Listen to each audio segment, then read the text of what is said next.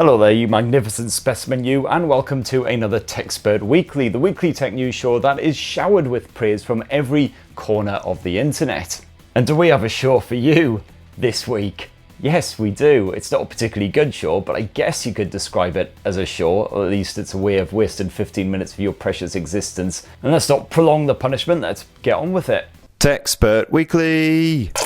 Now, normally this is where I launch straight into a super crap recap of the week's tech news, but I've been away for a couple of weeks, and during that time, Sony of course launched its fresh new Xperia 1 Mark IV flagship phone, and I've had lots of people asking me, am I going to be reviewing it, including Tiger May Fury and Kevin Thomas in last week's show comments. And the answer is a resounding yes. Of course, I'd love to review the Sony Xperia 1 Mark IV, but I thought that as we missed all of the exciting launch news as I was basically off getting wasted in Disney World for a couple of weeks, well, why not discuss the Xperia 1 Mark IV on this week's show? And by discuss, I mean I'll just bang on about it a bit. Now, the Xperia 1 Mark IV is the fresh new Sony flagship smartphone. It'll be hitting the UK on June the 16th, so at least we don't have the usual 10-year gap between the launch and the release date. However, I've got to say, when I first heard the price tag of the Mark IV, my testicles basically leapt up into my throat, giving me a second and third Adam's apple. We're talking a scrotum shriveling £1,299.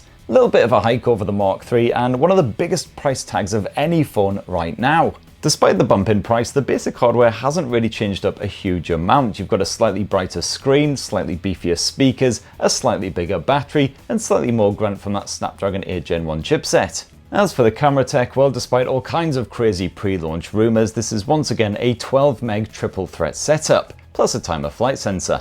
You've got wide, ultra-wide, and an impressive telephoto shooter here, which now offers a continuous 85 to 125mm zoom thanks to the revamped mechanics. And Sony has crammed quite a few other upgrades into the Xperia 1 Mark IV's camera tech as well to improve your overall shooting experience. So as before, you've got 20 frames per second eye autofocus and auto exposure for burst shooting, but now that's supported across all three lenses with a bit of HDR compatibility chucked in too. Subject tracking while recording video has now been improved, and impressively you can record 4K 120 frames per second video with all three lenses, a first for any phone. And apparently Sony has also updated its Videography Pro app, so you can now live stream direct to YouTube from within that app. Oh, and the selfie cam has also been upgraded with some fresh new 12 meg sensor action, so hopefully the Xperia 1 Mark IV won't suck on that front for a change. And you've also got a Music Pro app which can fine-tune your epic acoustic cover of Smack My Bitch Up and make it sound like you shot it in a proper recording studio rather than your mum's wardrobe. Speaking of which, while you're in there, if you happen to find any boxer shorts with Uncle Spurt written on the label, just hold on to them for me. Cheers.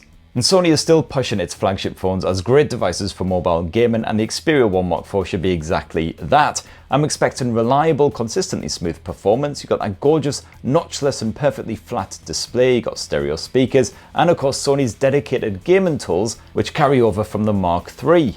And Sony is now boosting its game enhancer tools with extra features for streamers who like to game with a live audience watching them. So now you'll be able to see chat comments from viewers on your screen as you play, or you can apparently disable that feature if it proves as hideously distracting as it actually sounds. And I'm personally not particularly excited about many of the new features that Sony has chucked into the Mark IV, such as the game streaming, which you'll probably understand if you've ever actually seen any clips of me playing mobile games. It's bad enough having my head blown off in Call of Duty Mobile by some 12-year-old schoolboy scrot, let alone having a bunch of strangers laugh at me on the internet in real time over it all. As for Music Pro, well, you've heard my jingles, I can't sing for jack shit, so I'm not particularly thrilled about that one either. However, I am definitely looking forward to trying out some of the new camera features that Sony has chucked into the Mark IV. It'll be interesting to see how many of those come to previous flagships in an over-the-air update, of course. And as always with Sony, the Xperia 1 Mark IV offers super premium tech and a bunch of features that you just can't find on other flagship smartphones, like a headphone jack, expandable storage, and of course those DSLR-style camera controls, which are just heads and shoulders over the standard Pro modes you get on most other smartphones. The Videography Pro is just so much fun to play around with. And then it all boils down to, of course, the asking price, which, let's face it, is so steep that only hardcore Sony fans are going to be jumping on board here. And if you've already got the Xperia 1 Mark III from last year, there's not really massively compelling reasons to upgrade to the Mark IV. Not unless you happen to have so much money lying around that you literally wipe your ass with £50 notes and line the cat's litter tray with original Van Goghs. But anyway, hopefully I'll get a chance to review that bad boy soon, so stay tuned. As for new launches, well, the Oppo Reno 8 smartphone series has been whipped out over in China with 3 new mobiles in total: the Reno 8, the Reno 8 Pro and the Reno 8 Pro Plus. Those Pro models come packing Qualcomm's new Snapdragon 7 Gen 1 chipset, the latest 700 series SoC aimed at mid-range mobiles, boasting upgrades including support for DDR5 memory and 4K HDR video capture, plus a boost to the GPU performance. Oof, I don't know about you, but my nipples could cut through glass right now. Just nothing gets me going like a hot bit of SoC chat. The Reno 8 Trio all sport a 50 megapixel primary camera sensor, and Oppo has even stuffed its excellent Marisilicon X NPU inside. That's the clever wee chip found in the premium Find X5 phones, which means fantastic low-light photography and video capture. Rest of the specs not too shocking at all. All 3 Reno 8 phones boast an AMOLED display, a 4500 mAh battery with 80 watt fast charging, yada yada yada. No idea when these blows are actually coming to the UK, of course, but hopefully won't be too long. And in other tech news, Xiaomi has apparently partnered up with optics expert Leica to help them sort out the camera tech for their next big smartphone expected to launch in July. Leica, who was previously best buds with Huawei, seems to have found itself a new smartphone BFF, and apparently they've played a big role in designing the camera hardware and software on what is almost certainly going to be the Xiaomi 12 Ultra. And it sounds like this isn't just going to be a one-phone fling either. Both companies reckon they are in it for the long haul. I guess Xiaomi must really like them a lot. Oh, just off from watching Unbox Therapy video already. And that is all the tech news I can be bothered with this week. So now it's time for the part of the show that make me feel good, make me feel nice, give me your lovin' all through the night. It's viewer comments. Viewer comments. Alright, so we're starting this week with Pete Williams. Hello Pete, who says, "That was so much better than this morning's prostate examination." I mean, that is pretty much the mantra for this channel, you know. I do aim to hit the spots that other tech YouTube twats can't quite manage to reach, even if I can't quite poke your bladder from the inside like your friendly neighborhood doctor. And what the fuck, I don't even know what I'm talking about, to be honest. One comment in and already I'm chatting about internally invading you. So the 3 people who are actually still watching this, of course. Next up, Lee Trott says, "As a Kenyan prosy, it felt nice to get a shout out by Techspert." Lee, I don't know, man. I got a feeling you might be lying to me there, mate. KMK0 says, "Sorry, what was this video about again?" Well, technically this is a kind of weekly roundup of the week's consumer technology news with occasional forays into alcohol abuse, sock puppeteering and desperately unfunny jokes about your mum. But I mean, I'll be honest, I've been doing this show for well over 2 years of my life now, and I still don't really know what the point of it is or what it's meant to accomplish. At times I do kind of feel like I'm one of those NPCs in Grand Theft Auto who literally just drives around in circles in the city all day long, the exact same circle, never getting anywhere, never making any progress. I just find that really relatable, and that is why I drink. Next up, Peter N says, "Well done, Chris. Could only admire the professionalism and the high production values." Oh, well, thank you, Peter. Yeah, I certainly try to do my best with what I have. You know, maybe MKBHD has his big, fancy, posh-looking studio and his various stagehands and assistants who run around after him, making his videos look all shiny and nice. And perhaps during his reviews he doesn't belch as much or drop quite as many crap your mum jokes. But does he have a crusty old sock that he sticks on his hand and talks at like it's alive? Does he? That's a genuine question. I haven't watched any of his videos in years.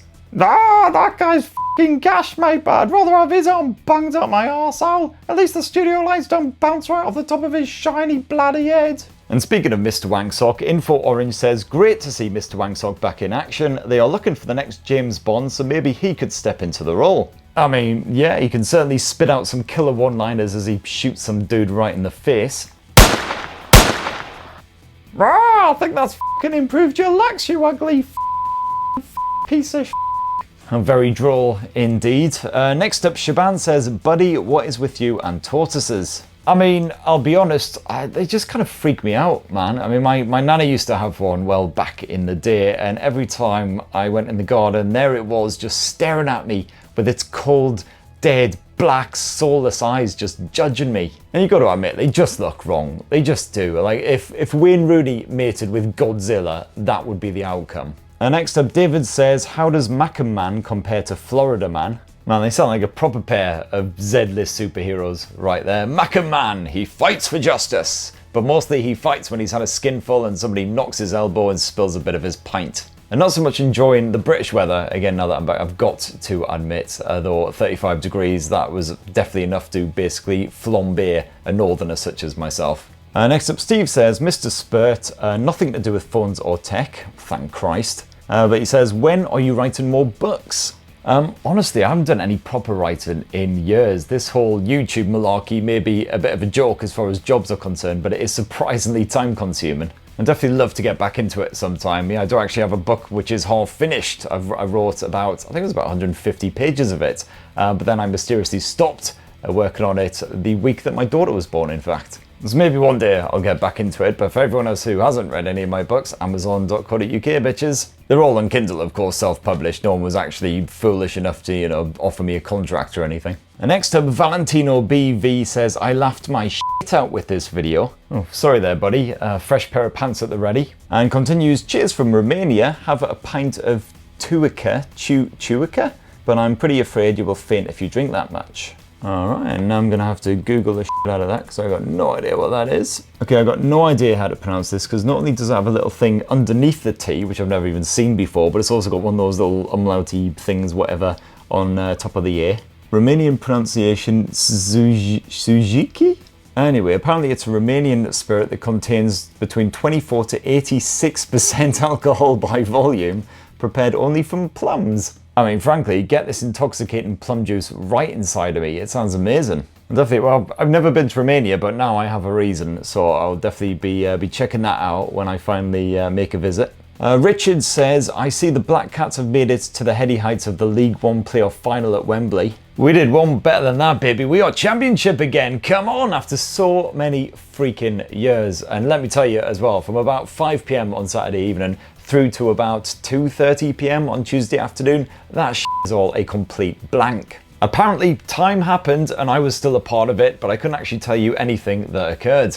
So after last week's bombshell revelation that Poco apparently means streetwalker in Kenya, others Sing Pure says, Poco in some parts of central India means revealing some secret you're not supposed to, doing something very poorly, or violently emptying your bowels. And gotta say, it does seem to me that perhaps Poco should have done just a smidge more research when they were naming themselves before going with Poco. And of course now I'm paranoid that, Techspert means bald twat in Swahili or something. Okay, time is racing on, so last couple of comments. Love Cycling says, phone sizes are a fucking pain in the arse. I'm due an upgrade and I currently have a Pixel 5, but everything is way bigger, and I'll be honest, 6 inches is all I can handle. Thankfully not what your mum said last night. So what are the best options out there around the same size? Well, Love Cycling, have I got the video for you, buddy? Yeah, absolutely in luck, because just yesterday, in fact, I happened to publish my roundup of the best compact smartphones you can buy right now. Now, fair warning in advance, some of them are actually over 6 inches. I know, ridiculous, that's just the state of play right now. Don't hate the player, hate the game, right? Graham says, Chris, what happened to you? I didn't know it was humanly possible to burn your lips, which is what it looks like is exactly what's happened to mine. I'm so burnt I can't even speak out of them anymore. The sun just hates me, mate.